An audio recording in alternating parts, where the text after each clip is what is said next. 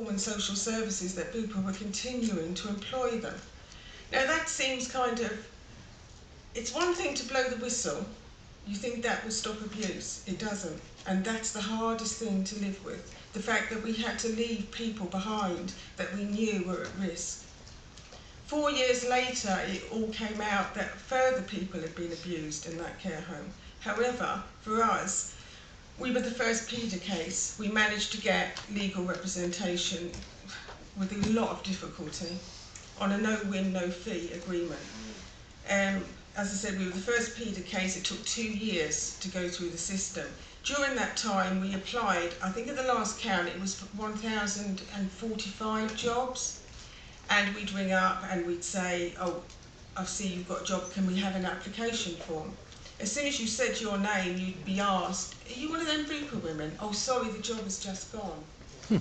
That's not against the law. One of the whistleblowers in the Bupa 7 lost their home. Other people had relationship breakups. My husband is marvellous, and I wouldn't be here today if it wasn't for him, because he's always been a rock, and he said if you don't fight, you'll damn everyone who comes after you. But it was hard. It's hard seeing people who've done the right thing not being able to have any heating in the winter or any food. To see people sitting in their coats in their house, not because they've fallen on hard times, but because they cared and their job title was carer. I suppose it opened my eyes to the world because, to be honest, I was as daft as a brush. I thought people in Parliament cared about these issues.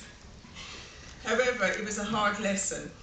And I suppose 2 years we were in the system, and the verdict that we got, the actual inquiry report from the social services, or the prescribed regulator, as they're called under PIDA, was suppressed. We have that in writing. It was not to be disclosed in court.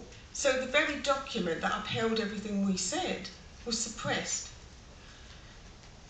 So I was left with no choice but to fight and to campaign.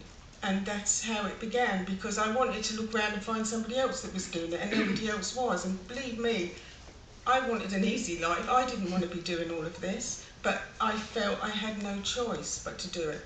I feel I'm still blowing the whistle on Izzard House in Bromley today.